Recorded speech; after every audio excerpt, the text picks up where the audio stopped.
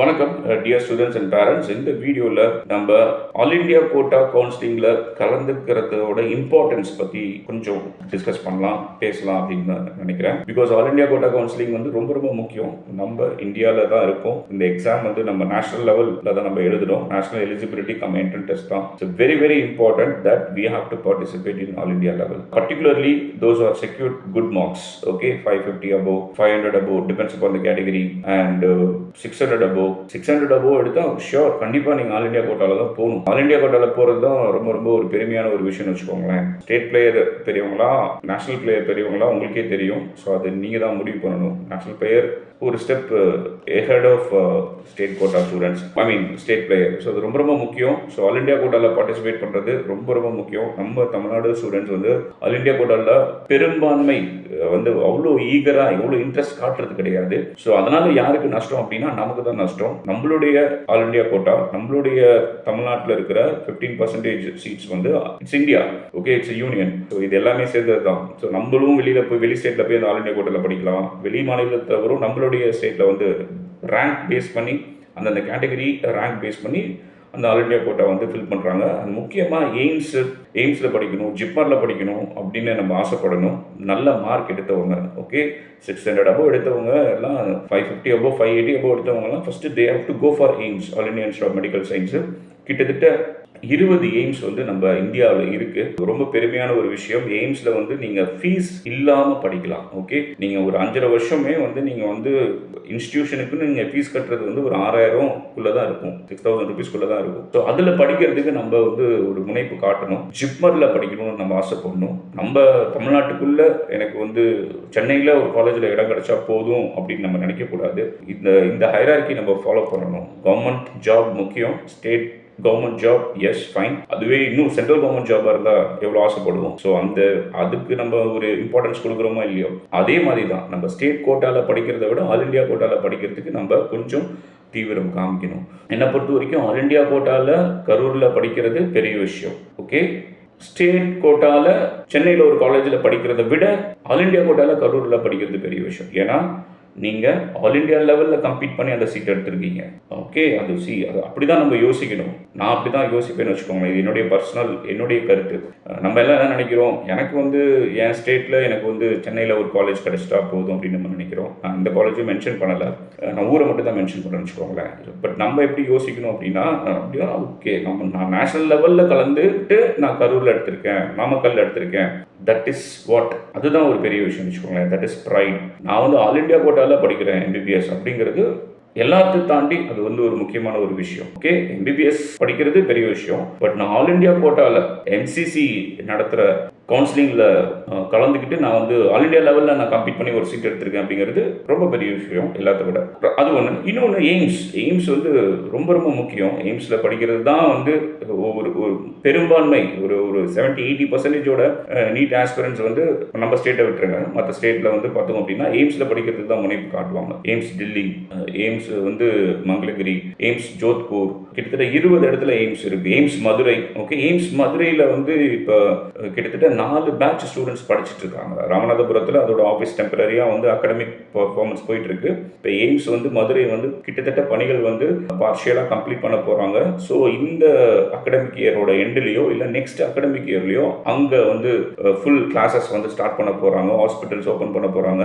Even எல்லா எய்ம்ஸ்லையும் இருக்கிற படுக்கை வசதிகளை விட எய்ம்ஸ் மதுரையில் அதிகம் அப்படிங்கிற மாதிரி ஒரு ரிப்போர்ட்லாம் சொல்கிறாங்க. ஸோ எய்ம்ஸ் மதுரையில் நம்ம படிக்கிறதுக்கு நம்ம ஸ்டூடெண்ட்ஸ் வந்து ஒரு முனைப்பு காமிக்கணும். ஏன்னா நம்மளுடைய மாநிலத்தில் பரப்பளவில் இருக்கிற ஒரு எய்ம்ஸுக்கு அவ்வளோ இம்பார்ட்டன்ஸ் இருக்குது. ஸோ கஷ்டப்பட்டு எய்ம்ஸ் மதுரையை கொண்டு வந்திருக்காங்க தமிழ்நாட்டில். ஸோ அந்த எய்ம்ஸில் நம்ம தமிழ்நாடு ஸ்டூடெண்ட்ஸ் ஒரு 50 சீட்ஸ் இருக்குது அப்படின்னா நம்ம தமிழ்நாடு ஸ்டூடெண்ட்ஸ் ஆர்வம் காட்டணும். நம்ம படித்தோம்னா அது ரொம்ப ரொம்ப நல்லது. கண்டிப்பாக சொல்கிறேன், எய்ம்ஸ் வந்து ஆல்மோஸ்ட் பிகினிங் ஸ்டேஜில் தான் இருக்குது. கிட்டத்தட்ட 4 அகாடமிக் பேட்சஸ் முடிஞ்சிச்சு. 4th இயர் ஸ்டூடெண்ட்ஸ் இப்போ படிச்சுட்டு இருக்காங்க. ஹாஸ்பிட்டல்ஸ், எய்ம்ஸ், மருத்துவமனை தான் ஓப்பன் பண்ணலையே தவிர அகாடமிக் அங்கே ஸ்டூடெண்ட்ஸ் வந்து படிச்சுட்டு தான் இருக்காங்க. 4 பேட்சஸ் முடிச்சு 4 பேட்ச் 4th இயர் ஸ்டூடெண்ட்ஸ் அங்கே இருக்காங்க எய்ம்ஸ் மதுரையில். ஸோ ரொம்ப ரொம்ப முக்கியம். ஒரு பெரிய ஒரு பொருட்செலவில் வந்து எய்ம்ஸ் மதுரை வந்து நிறுவ போகிறாங்க. ஆல்மோஸ்ட் நிறுவிட்டாங்கன்னு வச்சுக்கோங்களேன்.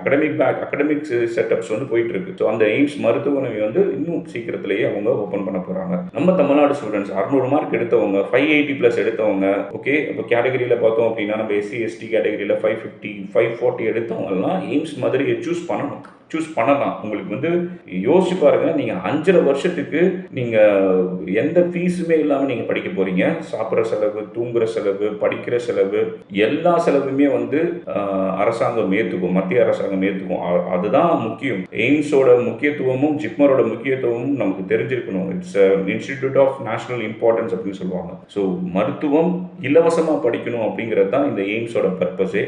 பட் எய்ம்ஸ் மதுரையில் படிக்கிறதுக்கு நம்ம ஸ்டூடெண்ட்ஸ் வந்து ஆர்வம் காட்டணும். நம்மளுடைய ஸ்டூடெண்ட்ஸ் வந்து இந்த ஆல் இண்டியா கவுன்சிலிங்கில் பார்ட்டிசிபேட் பண்ணி அதில் படிக்கிறதுக்கு தீவிரம் காட்டணும். நிறைய பேரண்ட்ஸ், நிறைய ஸ்டூடெண்ட்ஸ் எய்ம்ஸ் மதுரையை சூஸ் பண்ண மாட்டேங்கிறாங்க. மற்ற மாணவர்கள் மற்ற ஸ்டேட்டில் இருக்கிறவங்க சூஸ் பண்ணலாம், பரவாயில்ல, அவங்களுடைய பரப்பளவில் அவங்களுடைய ஸ்டேட்டோட எல்லைக்குள்ளே வரல. பட் தமிழ்நாட்டில் இருக்கிற மதுரை, நம்மளுடைய ஸ்டேட்டில் இருக்கிற ஒரு எய்ம்ஸ், அது சென்ட்ரல் கவர்மெண்ட், அது வந்து மத்திய அரசால் நிறுவப்பட்டு அது அந்த அதனுடைய ப்ரொசீஜரே வேறன்னு வச்சுக்கோங்களேன். பட் இருந்தாலும் நம்ம ஊரில் இருக்குது, நம்ம அது ப்ரிஃபரன்ஸ் கொடுத்து நம்ம சேர்ந்தோம் அப்படின்னா ஒரு பெரிய விஷயம். அதுவும் இப்போ முன்னாடியாவது பரவாயில்ல, நம்ம 4 வருஷத்துக்கு முன்னாடியாவது நம்ம இது யோசிச்சிருக்கலாம். பட் இப்போ ஆல்மோஸ்ட் ஸ்டார்ட் பண்ணுற ஸ்டேஜில் இருக்குது. பட் இந்த நேரத்தில் நம்ம எய்ம்ஸ் மதுரையை நம்ம சூஸ் பண்ணல அப்படின்னா அதனால் இழப்பு நமக்கு தான். நம்ம விட்டுருவோம். உங்களுக்கு ஈஸியாக வந்து சென்னையில் ஒரு காலேஜ் கிடைச்சிரும். நீங்கள் ஒரு 600 580 எடுத்தீங்கன்னா கிடைச்சிரும்னு வச்சுக்கோங்களேன். நான் வந்து ஜென்ரல் கேட்டகரி OBC சொல்கிறேன். ஆனால் எய்ம்ஸும் கிடைக்கும், எய்ம்ஸ் மதுரையும் கிடைக்கும். ஸோ எய்ம்ஸ் மதுரையை தயவுசெய்து விட்டுறாதீங்க. ஜஸ்ட் ஒரு கால்குலேஷன் போட்டு பாருங்கள். ஒரு ஃபீஸு நம்ம கட்டுறோம், 18,000 ரூபா கட்டுறோம் வருஷத்துக்கு. மாதத்துக்கு ஒரு ஹாஸ்டல் ஃபீஸ் ஒரு 5,000 மினிமம் நான் சொல்கிறேன். ஸோ இந்த செலவுலாம் எதுவுமே இல்லாமல் நீங்கள் எய்ம்ஸில் MBBS படிக்கலாம். ஸோ தயவுசெய்து எய்ம்ஸை சூஸ் பண்ணுங்கள், எய்ம்ஸ் மதுரையை சூஸ் பண்ணுங்கள். எய்ம்ஸ் மதுரை ரொம்ப ரொம்ப இம்பார்ட்டண்ட்.